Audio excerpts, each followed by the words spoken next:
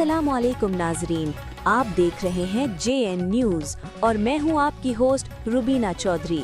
सबसे पहले नजर डालते हैं आज की अहम खबरों पर।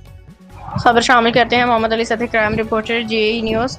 ईद उल अजहा 2026 के 3 दिनों में जिला अटक में 3200 टन से ज़ायद आलाइशें ठिकाने लगा दी गई। मसूल होने वाली 1000 शिकायत का फौरी अजाला कर दिया गया। ईद से एक रोज़ कबल शुरू होने वाला ये ग्रैंड सफाई ऑपरेशन मुसलसल 4 दिन जारी रहने के बाद कामयाबी से पाए तक मिल को पहुंचा। आलाइशें उठाने के बाद तमाम आर्जी ट्रांसफर स्टेशन को ख़त्म करके हल्के गुलाब से धोया गया और इसके बाद जरासीम ताफुन के खात्मे के लिए भारी मिकदार में चूने का छिड़काव कर दिया। इस तरह डंप स्टेशन पर खोदे गए गढ़ों को मिट्टी से भरने के बाद भारी मिकदार में चूना छिड़क दिया गया। ईद के तीसरे दिन MDSPA जिला अटक अनिल सईद ने शहर के मुख्तलिफ मकामात का दौरा करके वर्कर से मुलाकातें की और उन्हें मिठाई भी पेश की। मीडिया से बातचीत में उन्होंने ईद सफाई ऑपरेशन को वज़ीर आला पंजाब मरियम नवाज के ज़िक्र पंजाब विजन का अमली नमूना करार दिया।